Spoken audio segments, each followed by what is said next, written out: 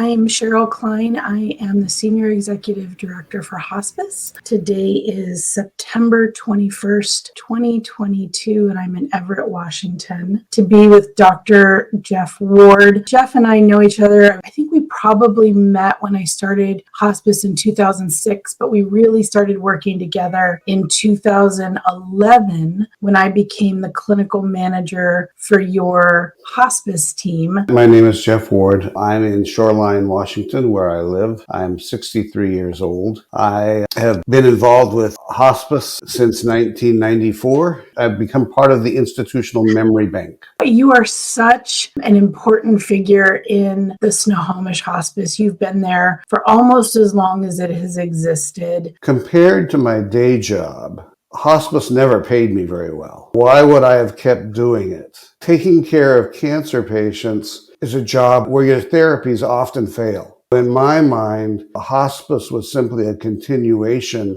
and the idea of sending them to somebody else to do that didn't sit very well with me. My job as an oncologist, if you tried to pin it down to a sentence, is to help people with cancer be cured or live longer. There's nothing in there about dying. For an oncologist who has spent his entire career working to heal people, and then that same career as a hospice physician, helping people die well. In the last year and a half, you have actually been diagnosed with cancer that has shifted you from being our medical director to being our hospice patient. A year and 1 week ago, I went to see one of our ENT doctors because I was having bloody noses. He removed a polyp, said this looks like a polyp, but it color reminds me of melanoma. Let's see what it is. He called me about a week, 10 days later and told me that I had a very rare form of melanoma in my nose. In a review, it's probably about 10 years old. There had been 2,000 reported cases of this disease in the literature,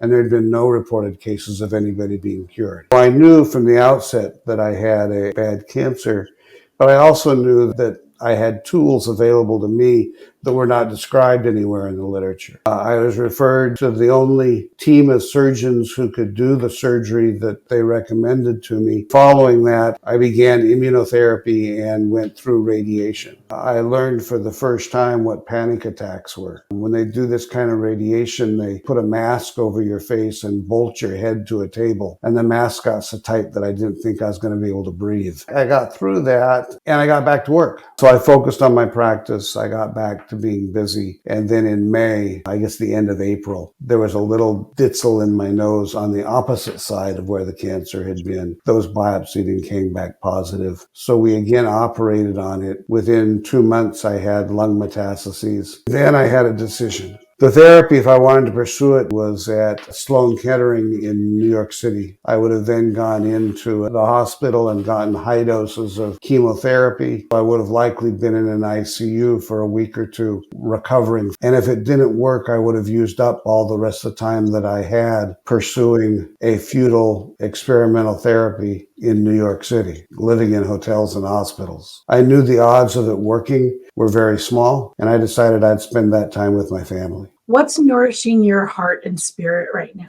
You came to my retirement party. I called it my living wake. The outpouring of love from my clinic, from hospice, from the doctors I've worked at the hospital, and from doctors who flew in from across the country has validated my life. Initially, when I knew that I was going to die, I felt terribly unfinished and incomplete, but that has helped me understand that I may just be one guy, but that I've contributed to making the world a better place. I've really been grateful for all the love and the care that has been shown to me. The impact that you have had, not only on your patients, right? That's patient by patient, but I think about the hospice teams and every interaction and every teaching moment. But every time you teach, they take that information out to everybody that they're touching. So your reach is wide and it is lasting. Your legacy is going to live on. I think Jeff Ward and Jeff Wardisms are going to be around for a really long time.